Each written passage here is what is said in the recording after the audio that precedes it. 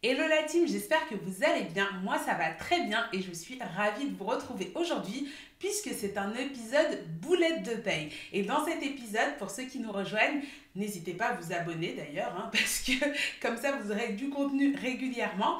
Eh bien, pour ceux qui nous rejoignent, l'épisode boulette de paye, c'est quoi? C'est un épisode où je prends une boulette que beaucoup de salariés font et je t'explique pourquoi il faut que tu arrêtes de la faire et comment tu peux trouver une solution si tu l'as déjà commise. Dans l'épisode boulette de paye d'aujourd'hui, on va aborder la classification conventionnelle.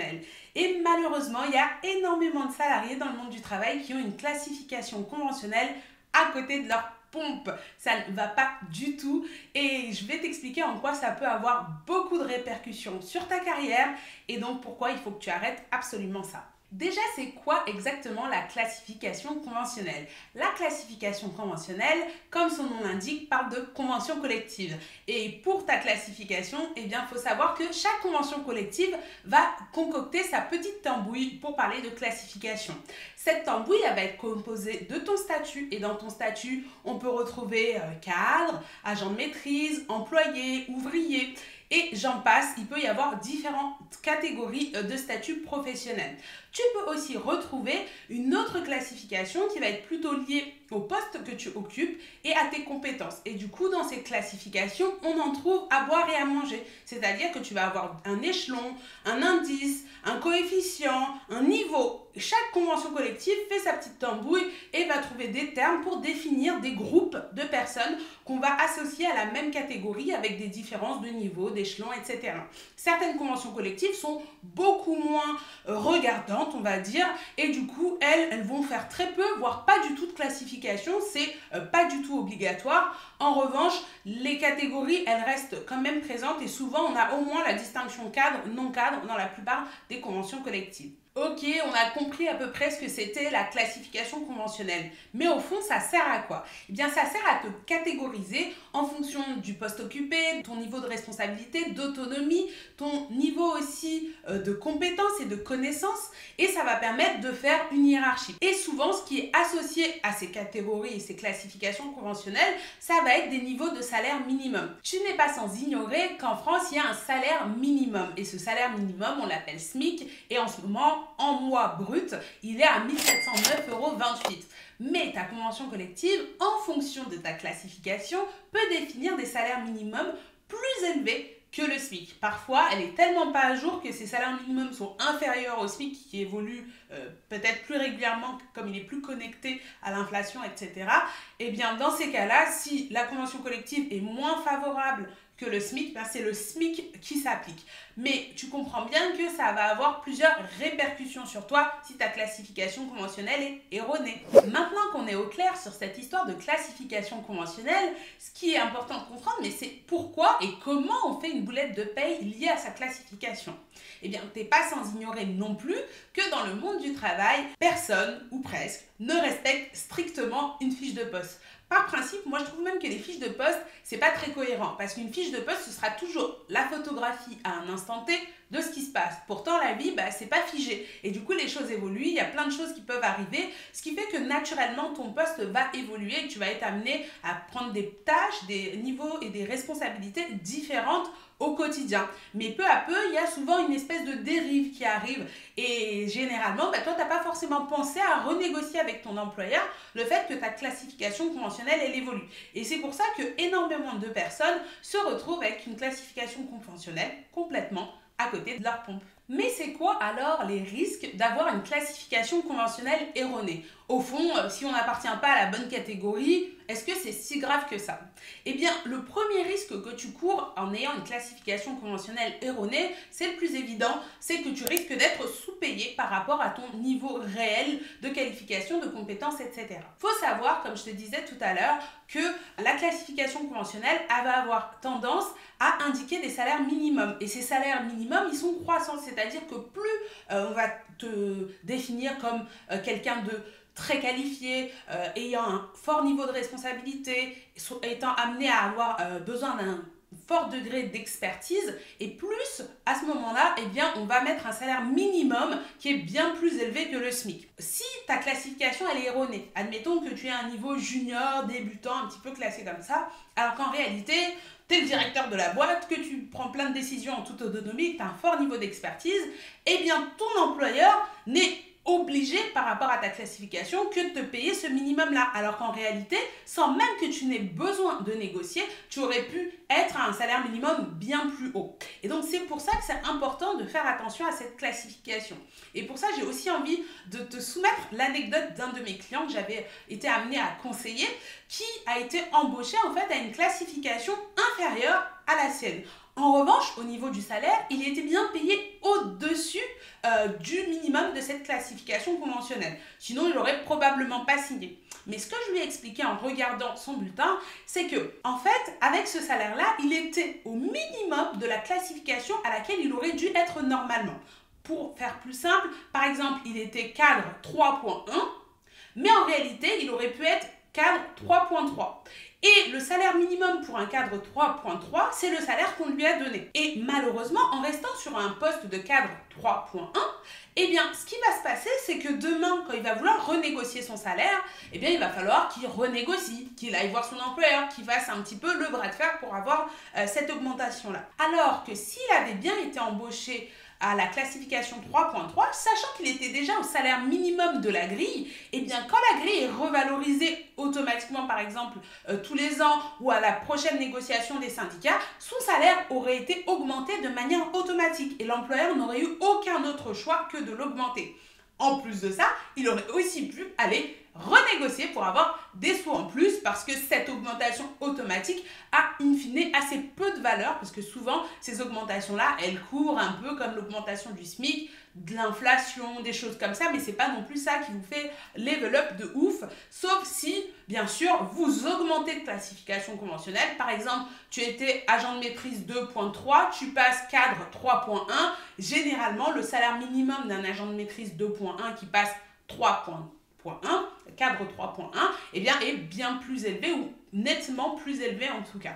Donc c'est pour ça que c'est très important si tu veux pas être sous-payé ou avoir à batailler trop fort ensuite quand tu es en poste, eh bien, ce qui va être intéressant de faire, c'est d'être embauché à la bonne classification et d'avoir du coup le salaire minimum le plus haut possible. Et ça fait que l'effort que tu vas devoir faire pour aller négocier une augmentation sera bien moins important que si tu es embauché à une classification beaucoup plus basse et après là, il va falloir ramer un peu plus pour aller t'assurer d'être payé au juste prix. Il faut savoir que ces salaires minimums peuvent être de référence dans certains secteurs d'activité, je pense notamment à l'industrie, la métallurgie, etc., où il y en a beaucoup, ou même dans les professions médicales, où il y en a beaucoup qui se basent beaucoup sur les salaires minimums pour payer les gens au minimum. Mais il faut savoir que c'est des minimums, hein. Ça ne veut pas dire qu'on ne peut pas négocier plus, et il ne faut pas hésiter à négocier plus. Mais il y a d'autres professions où en fait il n'y a aucune corrélation entre le salaire minimum et le salaire auquel on paye vraiment les gens parce que la valeur marché des personnes est bien plus élevée que ces minima de salaire et du coup très peu de gens y font attention. Donc tu es de toute façon nettement payé au-dessus de ces minimums et donc ça ne va pas être le salaire qui va être ton gros risque à toi, mais les deux points qu'on va voir tout de suite. Le deuxième risque à avoir une classification conventionnelle erronée, c'est qu'on pourra potentiellement t'obliger à bosser sur un poste que tu ne veux pas occuper et qui est en deçà de tes capacités. Parce que souvent, on ne va pas se mentir, quand la classification conventionnelle est erronée, eh bien ce n'est pas en plus, hein, on n'a pas dit que tu étais cadre, dirigeant à tort, hein. En général on t'a sous-évalué par rapport à ta classification conventionnelle. Mais il faut savoir que dans ta vie, tu vas peut-être t'absenter, par exemple tu peux avoir une longue maladie, tu vas partir en congé maternité potentiellement si tu décides de faire un enfant, eh bien à ton retour, ton employeur n'est pas obligé de te redonner exactement le poste que tu occupais avant de partir. Il est obligé de te remettre sur un poste qui est équivalent. Et comment va se déterminer le fait que ce poste soit réellement équivalent? Eh bien, on va se baser beaucoup sur ta classification conventionnelle. C'est-à-dire que oui, si tu étais cadre 3.3 et que ton poste c'était directeur de magasin, eh bien, on ne va pas pouvoir te remettre responsable de caisse à un autre endroit. Parce que les classifications conventionnelles de ces deux postes sont pas du tout les mêmes et on voit bien qu'il y a une rétrogradation en passant de directeur de magasin à responsable de caisse. Alors que si toi, tu as la classification du responsable de caisse, mais par contre, tu étais bien sur un poste de directeur de magasin, quand tu reviens, ça va être beaucoup plus compliqué si ton employeur n'a plus envie ou n'a plus de poste dispo qui est à la hauteur de tes compétences et de tes capacités, du coup, de revenir sur ce type de poste et de dire, si, parce que ce sera à toi de prouver que si, tu avais les compétences, que tu avais exercé ces responsabilités-là, là où en fait, si tu avais déjà eu la classification conventionnelle, tu n'aurais même pas à batailler et à dire l'employeur, c'est évident qu'il fait n'importe quoi et tu as tout de suite pratiquement gain de cause quand tu pars au prud'homme. Donc très attention à ça parce que tu peux vraiment te retrouver à occuper des postes que tu ne veux pas occuper. Et il faut bien savoir, on n'est pas attaché à un poste précis, à un endroit précis, à un lieu précis en tant que salarié. L'employeur, son entreprise, elle vit, il va changer peut-être d'objectif, de vision stratégique et peut-être qu'il y a des postes qu'il va aussi supprimer et c'est le même combat, ça va être la même histoire par rapport à ça. Donc faites très attention à votre classification conventionnelle pour vous assurer d'avoir toujours en tout cas des postes qui sont au même niveau d'autonomie, de responsabilité, etc. Et donc pour aller plus loin sur ce côté être obligé de bosser là où on ne veut pas, il y a un deuxième cas de figure qui peut arriver, qui arrive plus souvent qu'on le pense, et bien c'est les cas de fusion, de rachat de société. Par exemple, si demain mon entreprise, par exemple, admettons que je sois dans une PME de 20 salariés, est rachetée par une autre boîte, potentiellement, il y a certains postes qui vont se retrouver en doublon et l'entreprise va être contrainte de supprimer des postes. Et les postes qui sont supprimés, elle a l'obligation pour les personnes qui étaient sur ces postes-là de les reclasser sur des postes équivalents. Et pour déterminer qu'est-ce qu'un poste équivalent, même si ce ne sera pas exactement le même métier, exactement le même intitulé de poste, eh bien, elle va se reposer aussi sur la classification conventionnelle. Donc, en ayant une classification conventionnelle erronée, tu te tires littéralement une balle dans le pied parce que tu risques, dans ces moments où on a un petit peu envie de se débarrasser de gens parce qu'on se retrouve avec des postes en doublon, des personnes trop importantes, être casé sur un poste qu'on sait que tu ne vas pas apprécier, pour espérer que potentiellement tu démissionnes par toi-même et que tu t'en ailles. Alors que si ta classification conventionnelle est vraiment cohérente avec ton niveau de responsabilité de poste, tu augmentes les chances qu'on te mette sur un poste qui te plaise vraiment, que toi tu ne considères pas comme une rétrogradation et du coup où tu as plus de chances de t'épanouir. Et enfin, le troisième risque d'une classification conventionnelle erronée, ça va être lié au licenciement et notamment les licenciements économiques. Et potentiellement, tu pourrais te retrouver dans le cas où on te licencie alors qu'on n'aurait pas dû. Je vais te donner pour ça l'anecdote à laquelle j'ai pu assister personnellement. J'avais une collègue qui théoriquement était ma manager, mais en fait elle avait tout de ma manager sans avoir ni les qualifications, ni le poste et l'intitulé de poste, ni la classification conventionnelle. Et si tu ne le sais pas, il y a la vidéo, je te la mettrai là ou là, je ne sais pas où est-ce qu'elle apparaîtra. J'ai été licenciée économique en 2021 et du coup, dans ce cadre de ce licenciement économique, ma collègue qui était hiérarchiquement au-dessus de moi, même si c'était que officieux et pas officiel, eh bien, on a dû définir des catégories. Et en fait, par catégorie, il y avait un certain nombre de postes qui étaient supprimés. Et en fait, ma collègue, normalement, elle n'aurait pas dû être dans la même catégorie que moi, puisque dans les faits, elle était ma manager. Mais comme rien n'était écrit, rien n'était noté, eh bien, elle s'est retrouvée dans la même catégorie que moi, alors qu'elle ne l'aurait jamais dû être. Et donc, dans ces cas-là, si toi, par exemple, tu as envie de rester, potentiellement, tu te retrouves dans une catégorie qui est licenciée alors que tu n'aurais pas dû. Et pourquoi? Parce qu'en fait, dans les licenciements économiques, on ne peut pas supprimer n'importe quel poste au pif, paf, pouf. On supprime des postes d'une même catégorie. Et ce n'est pas forcément les mêmes intitulés de postes, mais on va voir justement, c'est des postes qui ont à peu près les mêmes fonctions, à peu près les mêmes niveaux de responsabilité, de qualification, de formation professionnelle. Et on va dire, il y a certains de ces postes-là qu'on va devoir supprimer. Et ensuite, il y a un petit jeu de loterie. N'hésite pas à aller voir la vidéo où j'en parle de comment j'ai vécu mon licenciement économique et quelles sont les étapes qui se sont un peu déroulées. Mais toujours est-il qu'on ait une classification erronée, et tu peux te retrouver dans la mauvaise case. Et en étant dans la mauvaise case, quand il y a des licenciements économiques, tu peux sauter alors que tu n'en avais pas du tout envie. Donc, il faut faire vraiment super gaffe à ça. Ok, je pense que maintenant, tu as bien compris quels sont les risques d'avoir une classification conventionnelle erronée. Et du coup, je vais te partager 3 astuces pour éviter que cela se produise dans ta vie de tous les jours et dans ton travail et dans ta carrière. La première astuce, elle est à appliquer systématiquement en cas d'embauche ou en cas de promotion. Là, en fait, il faut que tu lises attentivement le contrat de travail et l'avenant qui peut être remis à l'occasion d'une promotion pour déterminer quelle est la nouvelle classification conventionnelle qu'on va te proposer. Cette classification, il faut que tu ailles la comparer à la convention collective pour essayer de comprendre est-ce qu'elle est pertinente par rapport à ce que toi, tu sais de toi, des missions qu'on te parle et surtout aussi de tes qualifications, de ton niveau d'expertise, de ton expérience professionnelle. Donc oui, je sais, c'est pas très ragoûtant, mais t'inquiète pas, on y survit. N'hésite pas à faire ça parce que potentiellement, si tu entres dans un nouveau poste, si tu entres dans une nouvelle entreprise avec une classification conventionnelle qui est déjà pas bonne, potentiellement, tu risques encore plus de traîner ce retard et d'avoir à batailler beaucoup plus dur pour être ensuite rattrapé une fois que le temps passe. Donc, n'hésite pas à défendre ton bout de gras dès l'entrée dans l'entreprise ou dès l'entrée dans un nouveau poste. La deuxième astuce, c'est pour éviter les dérives. On l'a vu, en fait, rien n'est fixe, rien n'est figé, rien n'est linéaire dans une entreprise. Tu vis et l'entreprise vit. Et l'objectif, ça ne va pas être non plus de dire je respecte strictement la fiche de poste et si il y a une virgule qui sort, je ne veux pas la faire parce que potentiellement, ça pourrait te fermer à des opportunités d'évolution dans l'entreprise.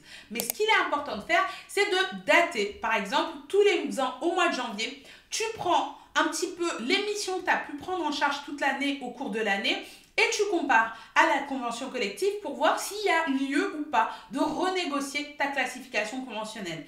Plus particulièrement, tous les ans, on essaye de penser au fait de négocier son salaire, mais souvent, on oublie l'aspect conventionnel et classification. Et là, moi, ce que je t'exhorte à faire, c'est de ne pas oublier. Et au même titre que tu regardes ton salaire et tu te dis ça ne mériterait pas 10% de plus, eh bien, dis-toi, est-ce que ma classification ne mériterait pas non plus 10% de plus? Est-ce que là, l'intitulé de mon poste, il est toujours pertinent avec la réalité de ce que je fais quotidiennement et de ce que j'apporte à l'entreprise aujourd'hui? Et enfin, la troisième astuce, et c'est une astuce très importante, c'est dans le cas où c'est trop tard. En fait, tu t'es fait avoir, là aujourd'hui, tu as une classification qui est complètement à l'opposé de ta classification réelle et la problématique, c'est que aujourd'hui, tu ne sais pas trop comment faire. Eh bien, n'hésite pas à prendre un entretien avec ton employeur, à lui expliquer par A plus B, en lui montrant aussi la convention collective et en lui expliquant qu'il est obligé de t'appliquer la classification conventionnelle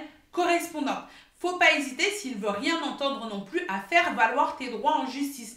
Ce qui compte, c'est la réalité. C'est pas forcément ce qui est inscrit sur ton bulletin de salaire. Si c'est que quand tu fais correspondre la classification qu'il y a sur ton bulletin à ta réalité, tu as beaucoup moins de difficultés ensuite à faire appliquer les choses. C'est pour ça que je t'exhorte à le faire. Mais si c'est trop tard et que potentiellement tu as été lésé pour une raison ou pour une autre à cause de cette classification erronée, n'hésite pas à faire appel au Conseil des prud'hommes pour justement faire valoir le fait que tu mérites une autre classification conventionnelle et que réellement, au regard des missions que tu as, au regard des responsabilités que tu as, tu devrais avoir telle ou telle classification. Et les salariés ont gain de cause quand ils sont en capacité de le prouver. Donc, n'hésite pas aussi à garder trace des choses que tu fais, à bien garnir ton dossier d'éléments de preuve qui prouvent que non, par exemple, tu n'étais pas sous les directives d'un tel ou d'une telle. Oh, désolé, j'ai mon PC qui parle. Mais voilà, c'est super important de faire ça. Voilà, c'est tout pour moi aujourd'hui la team. Vous savez tout sur la classification conventionnelle et pourquoi c'est une boulette de paye de ne pas y faire attention. En tant que salarié, tu es obligé de jeter un petit œil aussi à ta convention collective. Donc, n'hésite pas à me laisser en commentaire ce que tu en penses. Et si ça t'est déjà arrivé d'avoir des soucis avec cette fameuse classification, tu peux aussi me suivre sur Instagram. Et n'hésite pas à m'envoyer tes suggestions de posts s'il y a des boulettes qui te sont arrivées et que tu aimerais avoir une réponse de ma part. Je prends les suggestions de posts. Excellente journée à toi, soirée si tu es le soir que tu m'écoutes. Et à bientôt. Ciao, ciao!